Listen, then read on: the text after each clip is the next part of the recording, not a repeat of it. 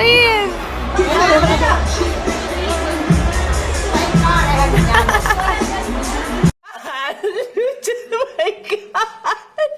She should be here.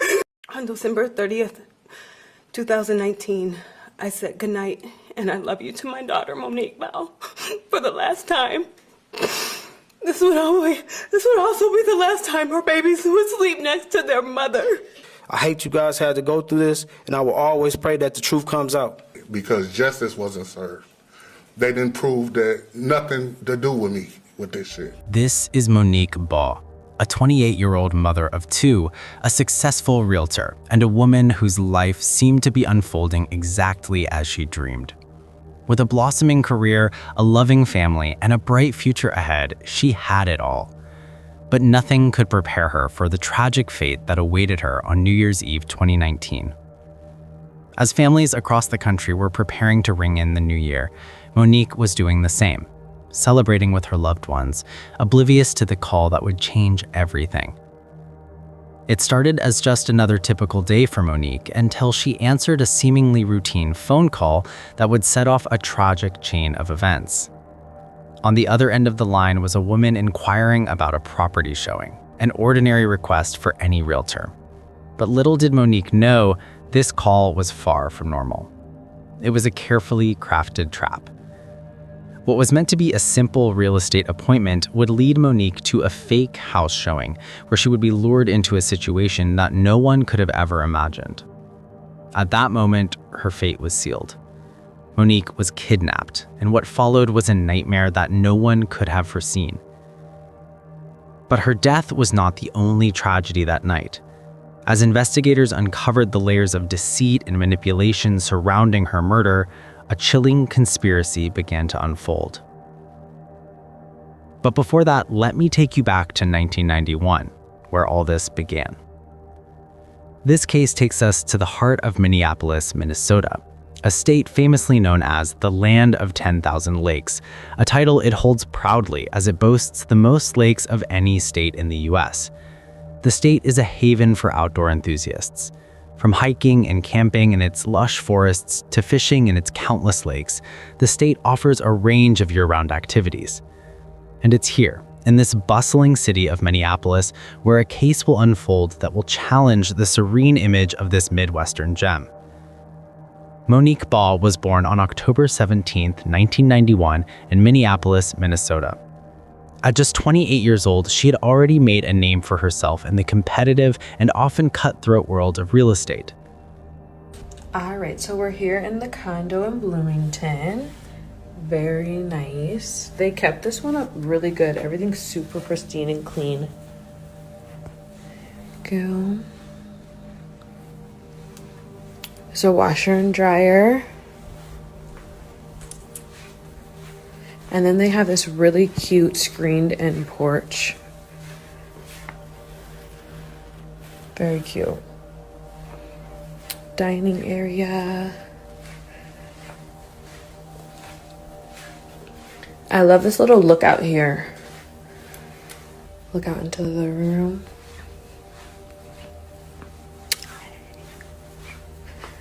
And then here is the full bathroom. This is the second bedroom, very nice size. I love how the windows go. Working with Chris Lindholt Real Estate, Monique quickly stood out for her magnetic personality, sharp intuition, and relentless work ethic. Whether helping first-time homebuyers or seasoned investors, her dedication to finding the perfect home for her clients set her apart in an industry flooded with competitors. As a result, her business was beginning to thrive, and she was gaining a reputation as someone who could be trusted to get the job done with both professionalism and heart. But Monique was far more than a rising star in real estate. She was a loving mother and a devoted daughter whose world revolved around the two young daughters she adored. Family was everything to Monique, and she took pride in being a hands-on, attentive mom. Her friends and family often described her as warm, nurturing, and driven. Monique's love for her children radiated in everything she did, and her top priority was always to create a life that would give them every opportunity to thrive and be happy. Those who knew Monique best painted a picture of a woman full of life and lightheartedness. Mo, come on! Please!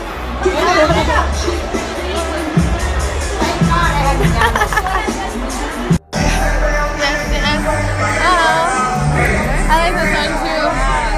I'm so mad. Enjoy my snack. Despite the pressures of her career and the challenges of raising two young children, she always found a way to keep a smile on her face and positivity in her heart. Monique had an infectious energy that made others feel comfortable, loved, and supported. Her commitment to living life to the fullest, no matter the obstacles, was evident in her every action. But in the midst of all the love was a man who harbored a deadly desire. Monique's relationship with her boyfriend, John Mitchell Momo, an up-and-coming rapper making waves in the Minneapolis music scene, was one of those rare, undeniable connections.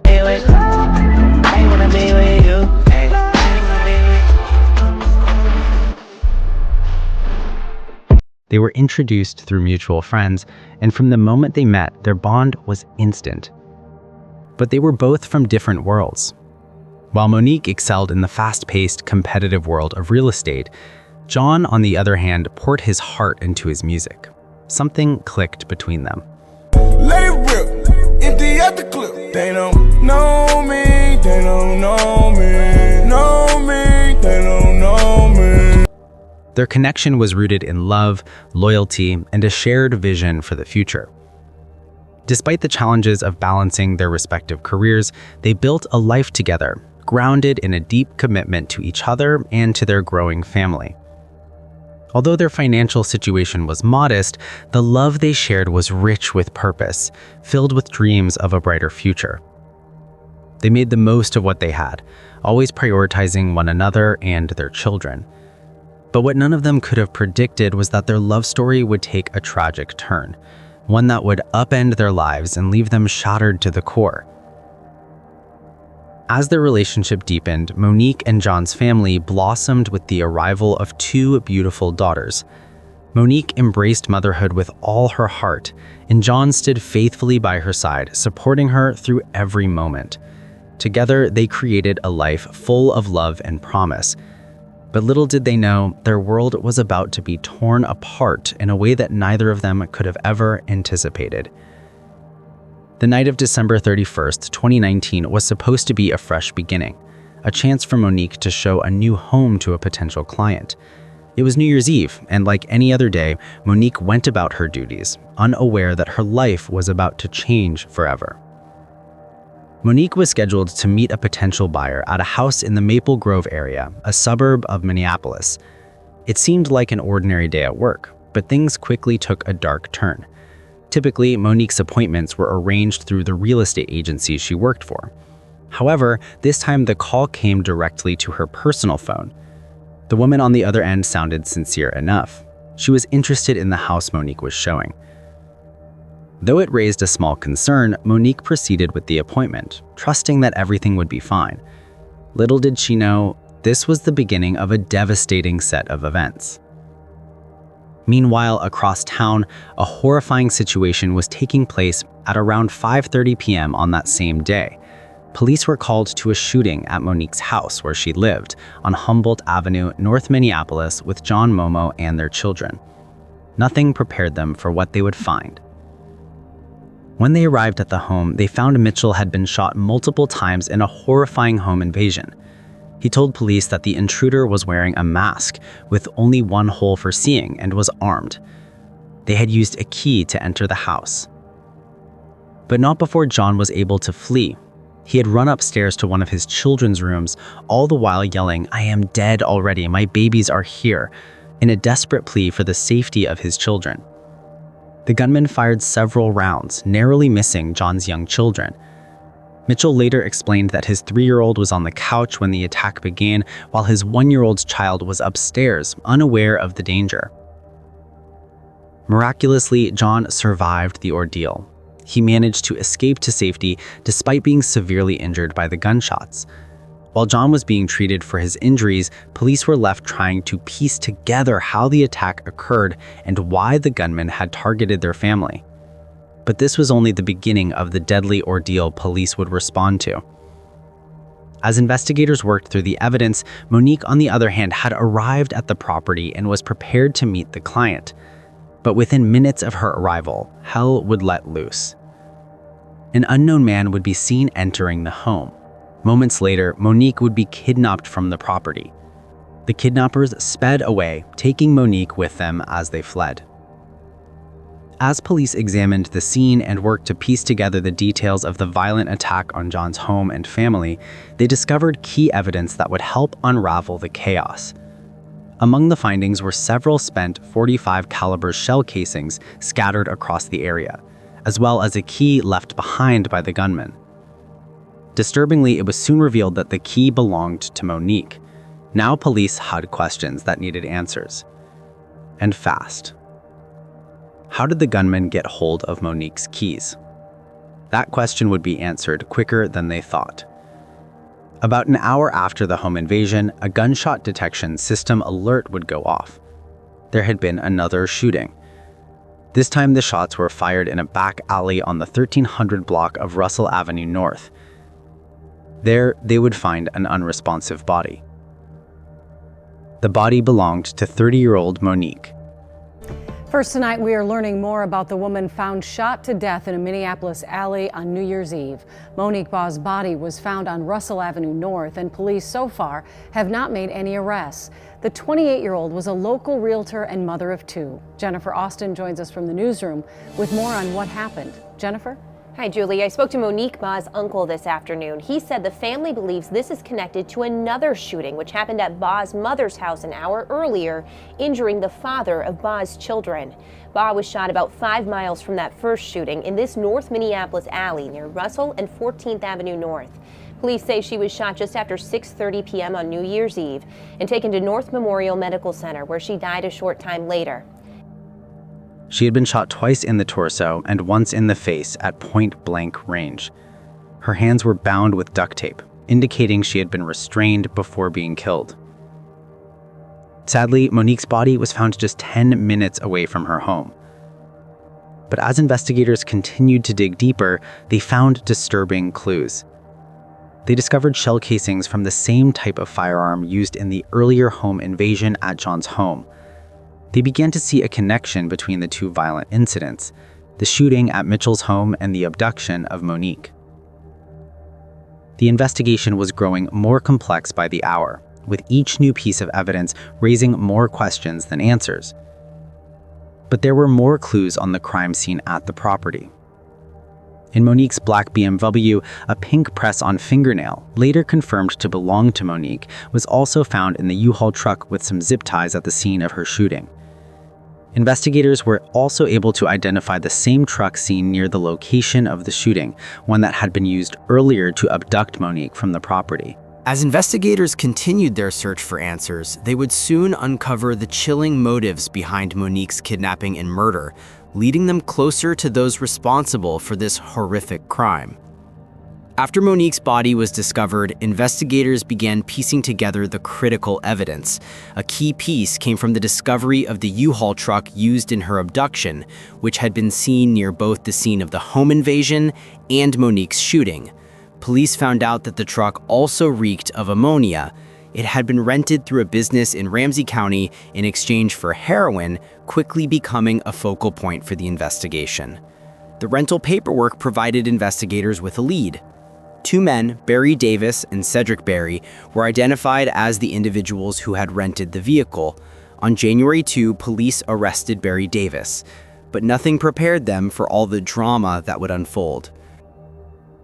When police searched Barry Davis's 2002 Buick Regal, in the console they would find and seize 13 pouches of heroin from the center console, as well as the mask. Police didn't need to be told that was the mask one of the gunmen wore in both attacks. But what really transpired, and how did it all come to this?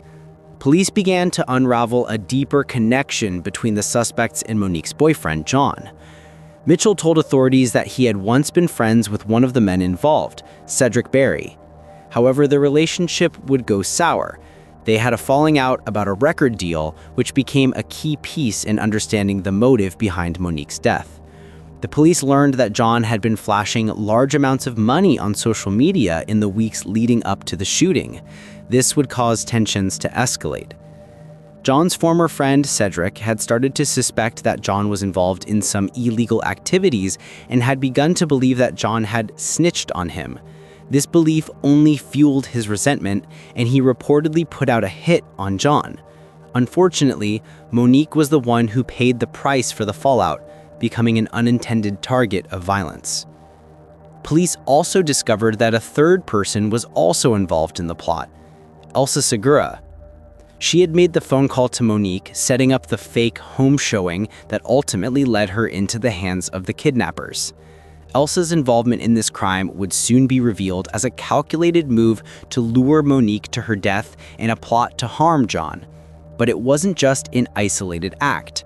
This was part of a larger scheme involving drugs, revenge, and betrayal. With the evidence mounting against them, the police moved quickly to arrest Cedric Berry. As investigators interrogated him, Cedric confessed to his involvement in both the shooting of Mitchell and the abduction of Monique.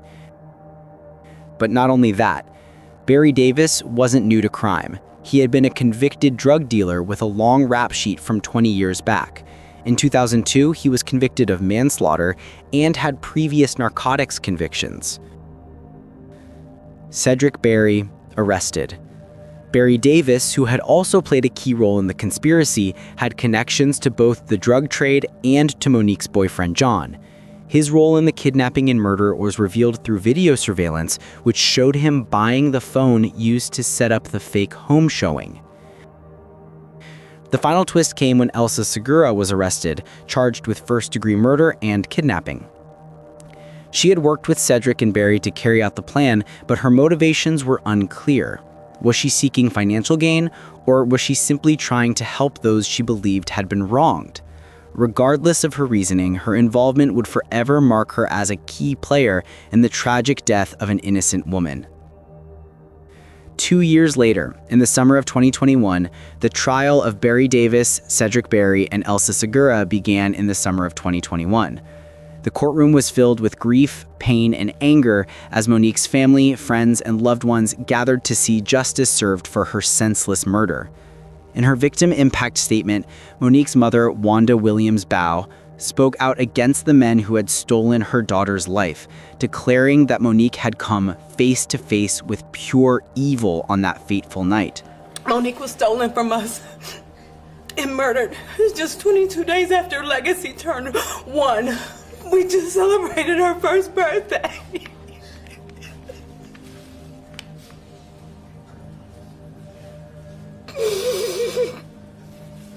My God! My God!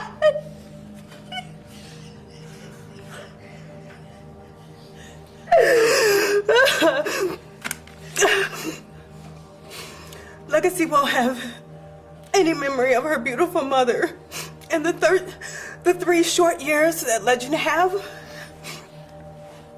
of her doesn't go without notice. That they were very short. Because Legend said to me one day, I didn't have a lot of time with her. And she's right. We all didn't have a lot of time with her, but they had the least. A mother is so important, and everyone that has a mother understands how important a mother is, and they don't get to experience that, and they had one of the best. Her words resonated deeply with those in the courtroom, and the loss felt by her family was palpable. As the case unfolded, the prosecution presented the evidence that tied all 3 defendants to the crime: surveillance footage, forensic evidence, and testimonies from witnesses who had seen the U-Haul and the suspects in the area. The defense attempted to argue that the shootings were the result of a random act, but the overwhelming evidence painted a different picture. It was clear that Monique was targeted and that she had died because of the violent drug rivalry and resentment that had been festering for months. In the end, the jury convicted Barry Davis and Cedric Berry of first-degree murder, kidnapping, and the attempted murder of John Momo. Both men were sentenced to life in prison without the possibility of parole. 2 men have been sentenced in the death of a real estate agent. This afternoon, 42-year-old Cedric Berry of Minneapolis and 42-year-old Barry Davis of Brooklyn Park both received life sentences without parole. In June, both men were found guilty of kidnapping and shooting 28-year-old Monique Bao. Elsa Segura, who had played a crucial role in setting up the fake home showing, was also convicted of first-degree murder and kidnapping. She, too, was sentenced to life without parole.